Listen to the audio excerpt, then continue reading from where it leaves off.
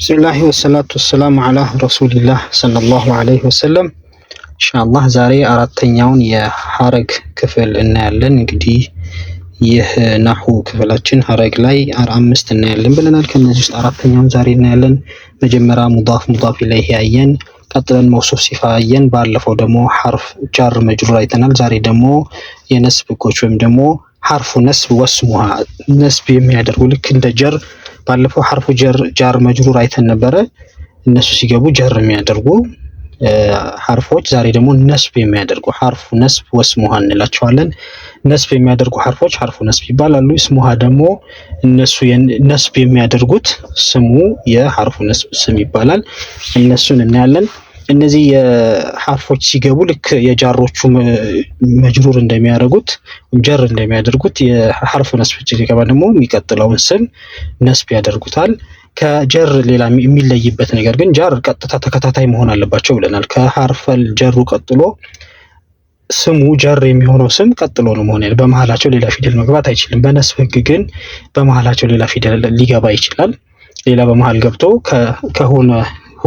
ከሆኑ ቃላት በኋላ ነስብ የሚደረገው ሊመጣ ይችላል። ይህን በምሳሌ በደንብ እናዳብረዋለን። እነዚህ ሐርፍ ነስብ የምንላቸው ለዛሬ የምናያቸው እኛ በዚህ ክፍል የምናያቸው እነዚህ ናቸው። ኢነ ለምሳሌ ኢነ የነስብ ደግሞ እንትኖች ዋና እንትናቸው ማጠንከር። ብዙ ጊዜ የነዚህ ጥቅማቸው ምንድነው? ጥንካሬን ይሰጡታል። ለምንናገረው ነገር ጠንከር አድርገን ለሚሰማን አካል ማስተላለፍ የፈለግነው ነገር በደንብ ትኩረት እንዲሰጠው በምንፈልግ ሰዓት ነው እነዚህን ቃላቶች በአብዛኛው የምንጠቀመው። ለምሳሌ ኢነ ማለት ሰርተንሊ ፎር ሹር በእርግጥ ማለት ነው። ነገሩ በጣም ይህ ነገር በጣም አስፈላጊ መሆኑን የሚሰማን አካል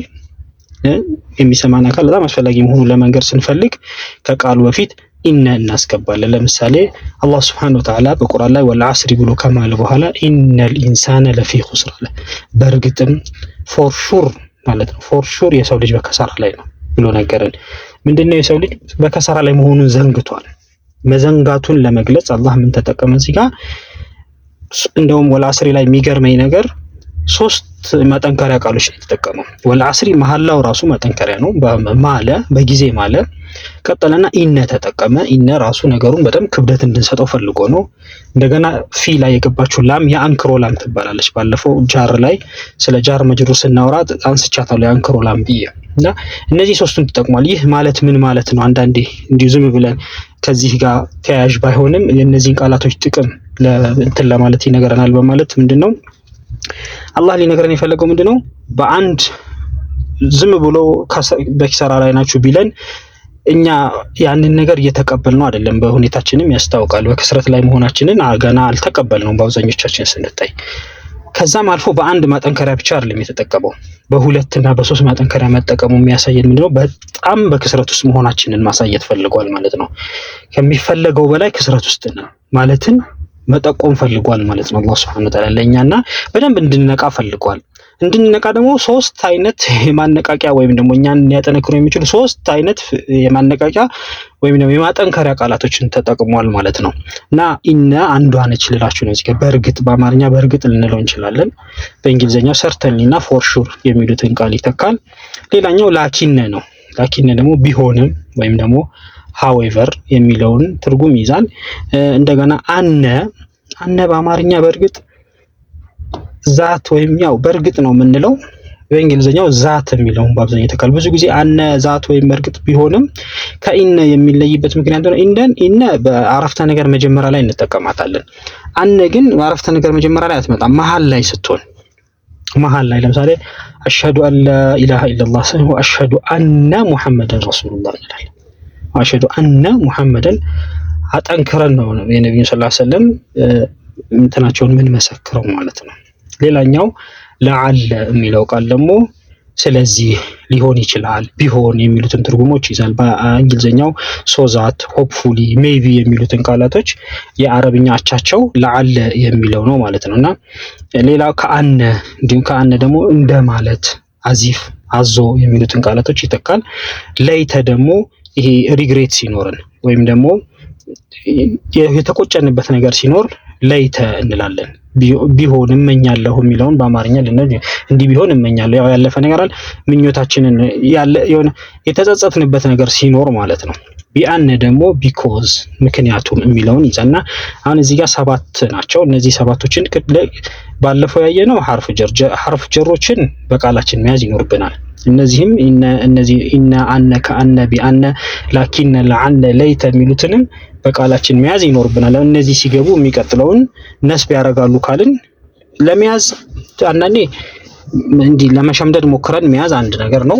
ካልሆነ ደግሞ ተደጋጋሚ ይሄን ነገር እያየን በደንብ እያስተዋልን ቁርአንም ስንቀራ የምናስተውል ከሆነ ቃላቶቹን እየያዝናቸው እንመጣለን።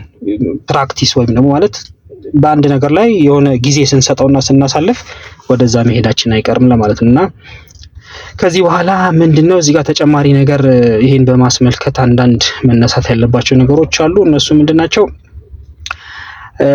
አነ ተሳቢ ተውላጠ ስም ሲሆን አነ ለምሳሌ ተውላጠ ስም ላይ ባለፈው ተምረናል። ባለቤት ተውላጠ ስምና ተሳቢ ተውላጠ ስም የሚባሉ አሉ። ባለቤት ሲሆኑ ማለት ባለቤት ቦታ ላይ ሆነው ሲመጡ አነ ወይም ደግሞ ሁወ ሁማ ሁም ሂየ ሁማ ሁነ አንተ አንቱማ አንቱም አንቲ አንቱማ አንቱነ አነ ነህኑ ብለን 14 አሉ። 14 በአረብኛ 14 ናቸው። በእንግሊዝኛና በአማርኛ ስንወስዳቸው በእርግጥ ቁጥራቸው ይቀንሳል። ለምን አረብኛ 2 አለው፣ ሌሎቹ በ2 የላቸውም። አንዳንዶቹ ደግሞ አረብኛ ለወንድና ለሴት ሲለይ አሁን እንግሊዝኛ ዩ የሚለው ለወንድም ለሴትም ለብዙም ይጠቀመዋል። ስለዚህ ከዚህ አንፃር የአረብኛው በዛ ይላል 14 ናቸው። ከነዚህ 14ቶች ደግሞ አሁን ባለቤት ሲመጡ ነው የነገርኳችሁ። እነዚህ ደግሞ ተሳቢ ሆነው ሲመጡ ይቀየራል፣ ለውጥ አላቸው። ለምሳሌ ሁወ የሚለው ሁወ ማለት እሱ ማለት ነው። እሱ ወይም ደግሞ ሂ የሚለውን በእንግሊዝኛ ይተካል። እሱ ተያያዥ ሆኖ ሲመጣ ወይም ደግሞ ተሳቢ ተውላጠ ስም ሆኖ ሲመጣ ሁወ ወይ ሁ ነው ወይ ሂ ነው ይሆናል ብለን ነበር። ይሄ ነገር በሌላውም ቋንቋ አለ። በእንግሊዝኛ ለምሳሌ ሂ የሚለው ተያያዥ ሆኖ ሲመጣ ሂም ይሆናል ወይም ደግሞ ሂም ይሆናል አይደል? ፎር ሂም እንለለ። ተያያዥ ሆኖ ሲመጣ ተሳቢ ሆኖ ሲመጣ ሌላ ፎርም ይዞ ነው የሚመጣው። ልክ እንደዛ አሁን አነ የሚለው እኔ፣ በእንግሊዝኛው ደግሞ አይ የሚለው ማለት ነው። አነ በተሳቢ ሆኖ ሲመጣ ኒ ነው የሚሆነው። በእንግሊዝኛው ሚ እንደሚሆነው ማለት ነው። ሚ ይሆናል። ከዛ ወይ ደግሞ ማይም የሚሆንበት አጋጣሚ አለ እንዳገባቡ እንዳጠቃቀሙ።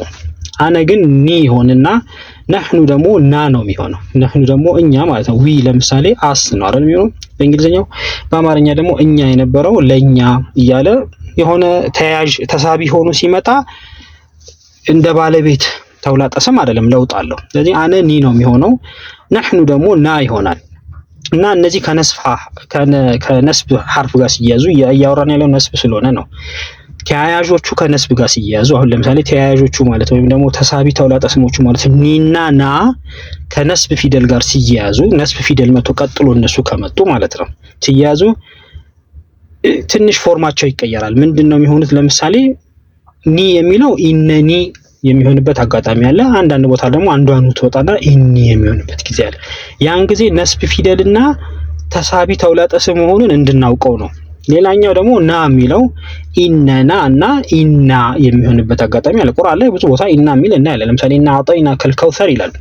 ኢና የሚለው እዛ ጋር 2 ፊደል መሆናቸውን ማወቅ አለብን ማለት ነው። ኢነና ና ማለት ነው። ኢነና ና ኢነ ሐርፉ ነስብ ናት። አሁን ከላይ ካየናቸው ከ7ቱ የመጀመሪያ ያነሳነው ፎር ሹር ወይም ደግሞ በእርግጥ ያልነው ኢነ አለች እና ና ደግሞ የነህኑ ተሳቢ ተውላጠ ስም ነው። ኢነና ነበረ። አንዳንድ ጊዜ አንዱን አይጣልና ኢና ይሆናል ማለት እኛ ብቻ አይደለም እዚህ ውስጥ ያለው። አሁን አንዳንዴ ሲተረጎም ኢና አጠይና እኛ ሰጠን ነው፣ ግን በእርግጥ እኛ ሰጠን። ማጠንከሪያው ቃል አብሯል። ማጠንከሪያው ቃል ኢነና ና አብሮ ተያይዘው ነው ማለት ነው። ለዚህ ምሳሌ ከቁርአን ላይ የተወሰኑት እናያለን። الذين يقولون ربنا اننا آمنا። ለምሳሌ እዚህ ጋር የአነን ሁለቱንም ኑኖች ተጠቅሞ ቁርአን ላይ ያለ ነው። الذين يقولون ربنا اننا آمنا ሱረቱ ኢምራን ላይ ነው ያለውና ኢነናን ተጠቀመ። ሌላ ቦታ ላይ ደግሞ ኢና አንዘልናሁ ፊ ለይለቲል ቀድር። እዚህ ጋር ደግሞ ለነህኑ ምን ኢነና የነህኑ ነው። ኢነና ናን ተጠቅሞ ነው። እዚህ ጋርም ኢና አንድ ቦታ ላይ ኑኑን ተጠቀመ፣ አንድ ቦታ ላይ ደግሞ ኑኑን ሳይጥ አንዱ ኑን ጥሎ ሁለቱም ቁርአን ላይ የሚገኙ ናቸው ማለት ነው። ሌላኛ ደግሞ በአነ ጊዜ ደግሞ ኢኒ አነ ረቡክ ይላል። ይሄ ሱረቱ ጣሃ ላይ ያለ ነው። ኢኒ አነ ረቡከ ለሙሳ አላህ ሱብሓነሁ ወተዓላ እዛ እንትኑ ላይ ጡሩ ሲና ላይ ሲያገኘው ኢኒ አነ ረቡከ ያለበትን አጋጣሚ ነው የሚያነሳው። ይሄ ያ ቦታ ላይ ኢኒ ብሏል፣ አንዷን ኑን ጥሎታል። ሌላ ቦታ ላይ ደግሞ እዛው ሱረቱ ጣሃ ላይ ኢነኒ አነ አላሁ ላ ኢላሃ ኢላ አነ ብሎታል። መቼ ኢኒ ይጠቀማል፣ መቼ ኢነኒ ይጠቀማል? ያው ይሄ ነገር እውቀታችን እየጨመረ ሲሄድ ነው። እዚህ ጋር ኢኒ ለምን ተጠቀመ የሚሉትን ነገሮች ብዙ ተፍሲር ኪታቦች ሲታዩ ሁሉም የተለያየ የራሳቸው የሚሰጡት ነገር አለ። ለአሁን ግን እኛ በእኛ ደረጃ ሁለቱም ጥቅም ላይ እንደሚውሉ ካወቅን ይበቃናል ማለት ነው። ከዚህ በኋላ ምሳሌዎችን ልናይ ነው። እዚህ ጋር ምሳሌ ምን ልናይ ነው? ለምሳሌ አንደኛው አነ ለሁም አጅረን። አነ አሁን ሐርፉ ነስብ ነው። አነ ሐርፉ ነስብ ነው አይደለም? እቺ አነ ቅድም ካየናቸው ኢነ፣ አነ፣ ከአነ፣ ቢአነ፣ ላኪነ፣ ለዓለ፣ ለይተ ካልን ውስጥ አንዱ አነ ነው። አነ አለ። ከዛ አነ ለሁም። አነ ቀጥሎ የመጣው ከአነ በኋላ የመጣው ግን መንሱብ ነው አይደል? አሁን ቅድም በመሃላቸው ቃል ሊገባ ይችላል ብያችሁ ነበር። እዚህ ጋር ለሁም የሚለው ባለፈው ካየነው ምንድናት? ላም ከተሳቢ ተውላጠ ስም ጋር ስትያዝ ሐርፉ ጀር ነች ብለናል። ለብትሆንም ሊ ሳትሆን ከተሳቢ ሐርፍ ጀር ጋር ለተብላ ነው የምትለው። ለሁም አነ ለሁምና እዚህ ጋር ሁም ሲጠየቅ ምንድነው የሚለው? አይ እኔ ቀድሜ ተይዣለሁ ነው የሚለው አይደል?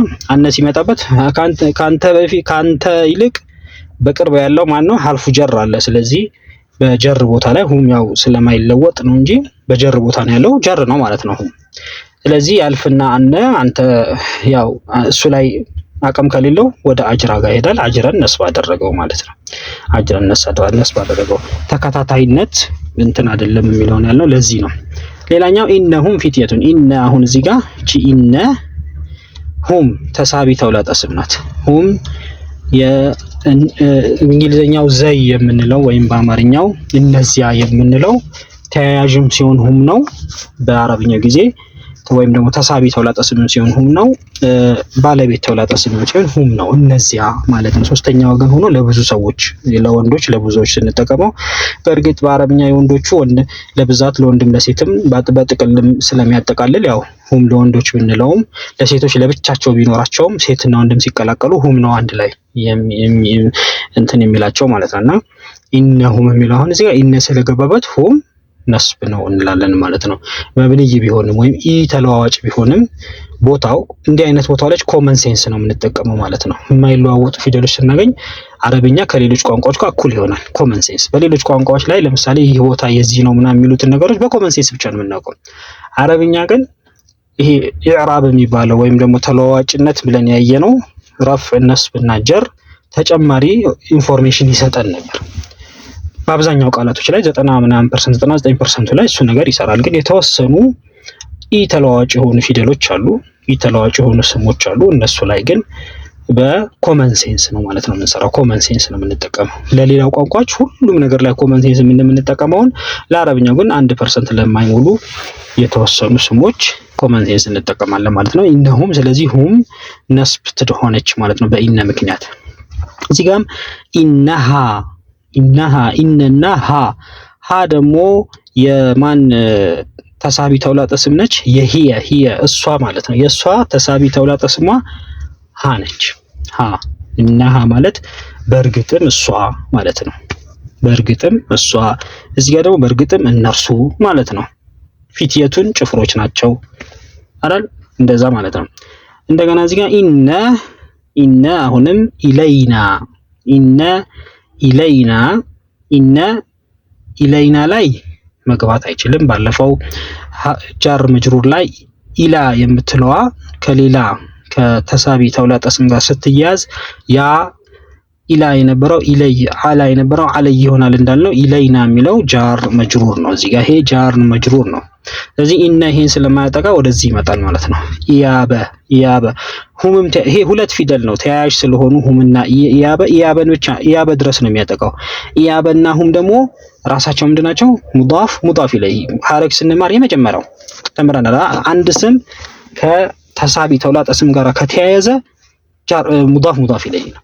ስምና ተሳቢ ተውላጠ ስም ከተያያዙ ሙዳፍ ኢለይሂ ነው። ሁልጊዜ ይሄን ብለን ሙዳፍ ላይ የመጀመሪያው የሐረግ ክፍላችን ላይ የመጀመሪያው ላይ አይተነዋል ማለት ነው። ቀጠለና ደግሞ ምን አለ?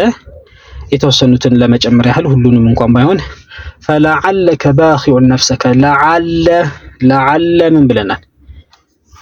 ለዐለ ምን ብለናል? ሐርፉ ነስብ ናት አይደለም ለዐለ። ስለዚህ ለዐለ ከን ምን ያደርገዋል? ከ ማለት የአንተ ተሳቢ ተውላጠ ስም ነው። የአንተ ተሳቢ ተውላጠ አንተ የሚለው ተያያዥ ሆኖ ሲመጣ ወይም ተሳቢ ሲሆን ከ ነው የሚሆነው። ለምሳሌ ኢና አዕጠይናከ ሲል ምንድነው? ለአንተ ሰጠንህ አይደል የሚለው ለነብዩ ሰለላሁ ዐለይሂ ወሰለም ከ የሚለው ቃል ነው አንተ የሚለውን ያመጣው። እዚህ ጋር ፈለዐለከ ማለት አንተ እንዲህ የሆንክ ነው እያላቸው ነው ነብዩ ሰለላሁ ባኺዑን ነፍሰከ ነፍስህን እያስጨነከው ነው እያላቸው ነውና እዚህ ጋርም ለዐለ ስለገባ ካን ምን ያደርገዋል? ነስብ። ለጊዜው እኛ ትርጉም ላይ እንደርሳለን ኢንሻአላህ። ለአሁን ግን እቺ ለዐለ ከሷ ቀጥሎ የሚመጣውን ስም ነስብ ታረጋለች የሚለውን እንይዛለን። ለነድዑወ እዚህ ጋር ከጠቀስናቸው የነስብ ፊደላቶች ምንም ስለሌለ ምንም ነገር አንልም ማለት ነው፣ እናልፋለን። ኢነ ሻኒአከ አዕጠይናከ አልከውሰር ላይ ኢነ ሻኒአከ ኢነ ምንድነች? ባየነው ሐርፉ ነስብ ነች አይደል? ኢነ ሻኒአ ድረስ ነው። አሁን እዚህ ጋር ከአሁንም ተያያዥ ነው፣ ከተሳቢ ተውላጠ ስም ነው። ስለዚህ ሻኒአ አረገው። ኢነ ምን አረገው? ነስብ አደረገው። እንዲያለን ሌሎችን በራሳችን ማየት እንችላለን። ለዛሬ እዚህ ላይ ይበቃናል። ሰላም አለይኩም ወራህመቱላሂ ወበረካቱሁ።